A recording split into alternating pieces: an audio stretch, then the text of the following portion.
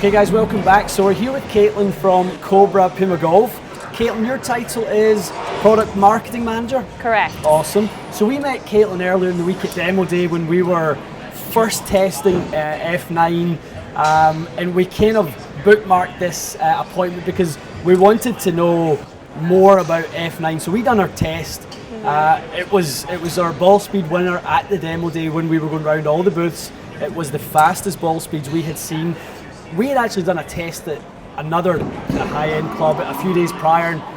For Matt, who does all our testing on the channel, we saw the fastest ball speed we had ever seen from him, which was really impressive. So can you run us through a little bit of the kind of technology and how this has evolved from F8 into F9? Sure. So we all know that there's limits on how fast you can actually make a face. Yep. So we figured it all comes down to generating more club head speed and better mass properties.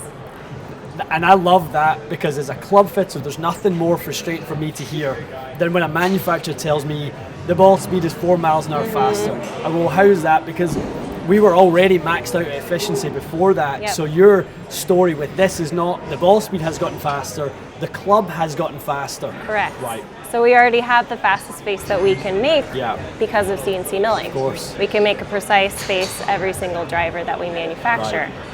So we started by figuring out how we can create more club head speed. So what we did is created our most aerodynamic shape. So what we did to do that was we rounded the leading edges, we've raised the crown, and added these 360 aero trips, which we've had on F8. Sure. But as we know, if you create these raised features in a driver, you're gonna also raise the CG. Right. So what we had to do is figure out a way to lower the CG back down. So that's where this speed back weighting structure comes in. Yeah. So it's actually 40 grams of weight that positions the 40 CG grams. lower. Yeah. Holy moly, that's a lot in the grand scheme of things when we're dealing with 200, 204, 40 is a significant amount. Exactly. So we had to come up with discretionary weight to move that weight down low. So we did that through creating this larger carbon fiber crown area that actually wraps around the edge of the driver. Okay. So that allowed us to save 8 grams of weight compared to the F8 driver crown to move it down low. And that also allowed us to maintain that adjustable CG system. Right, awesome. And talk to me a little bit about what you're seeing with that, because when we tested it with the weight in the back, and I saw two really interesting things. One was the ball speed was incredibly fast. We saw the spin rates did kick up a little bit with that weight back, more than I really expected. Normally what we see is with all these modern drivers is it kind of launches pretty high and it spins pretty low.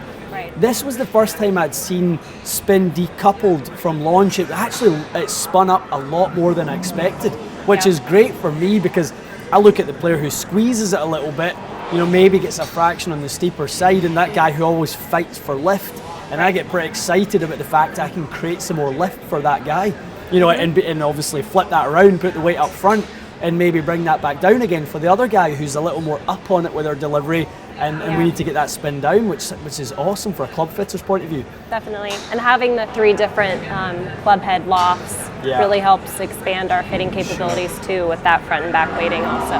Perfect. Well, I mean, we're super excited about the driver and kind of where that's going to go. Personally, I love the graphics. I love the color schemes. It looks fast. It looks super aggressive. It looks like it's going to go far. So I'm excited about it. I want to grab, if we can, something that's caught my eye, and I think it's going to be a bit of a sleeper this year. I love the profile of the new fairway wood head. I'll swap you for that one if you can just talk us through that. We still have the rails. Sure, which is very signature Cobra, the rail system. So they're actually progressive rails throughout the different club head lofts. Okay. So they get steeper with the higher lofts to prevent digging.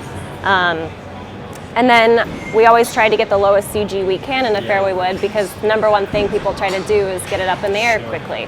So we've done that by this speed back weighting, which has moved the weight and the CG back down really low to help the golfers launch the ball easier in the air. Right, and that's huge, because as the club that is the longest, least lofted that we have to hit off the ground, we'll take away that advantage of the tea, all those attributes are what we kind of need to help us get that launch condition that we are really looking for.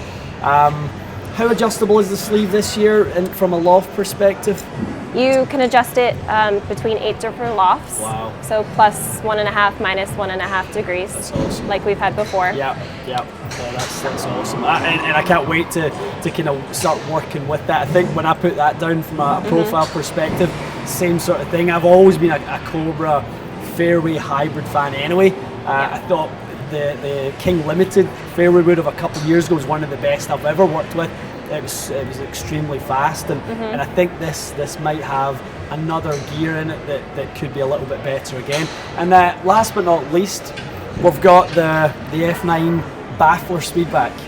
Tell us a little bit about that. So we've fused these two technologies together, baffler, which is our signature rail technology, as well as feedback weighting. So again, if I just swap that out with you, you'll notice that the weight comes down really low in between these two rails. So it all, in a sense, acts as a middle rail surface, if you will.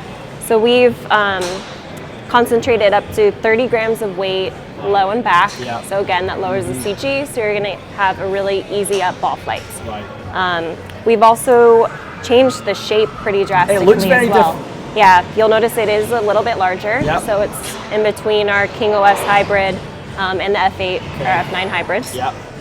And we've also lowered the toe, so it's going to sit lower to the ground, and that also helps square the leading edge. So when you address it, you're going to get a square alignment, so you can have more confidence standing over the ball and have it go straighter. For sure. And I love the matte finish on that. You know, I think obviously the glossy finish is obviously going to highlight the carbon on these, but I love the matte finish on the baffle. I think it looks fantastic. Yeah, it sets up really nice, helps reduce the glare. Yeah, definitely. Well, there's been a lot of buzz. I mean, in our circles this year, there's been a lot of buzz about Cobra and the technology and that sort of thing, and that's what we come to the PGA show for, to see who we can get excited about for the year ahead. And I think you guys are probably feeling the exact same thing in the booth, and that must be great as, you know, an OEM to you know, feel the momentum. Yeah, we're really pumped. You've seen all the reviews online, and we've gotten really positive feedback, so we're excited to have a good year. Well, and that's it. So it's now a case of getting it in the stores and just let the performance, you know, do the talking, isn't it? Yes. Excellent. Well, Caitlin, thank you so much for your time. I mean, this is a great in-detail breakdown and something we wanted to add on top of what we've done in our testing standpoint, so you guys can see the sort of technical benefits and features and design philosophies that have went into this. So I really appreciate the time. You're welcome. Excellent. Thanks for coming Guys, by. hope you enjoyed it. We'll see you again soon.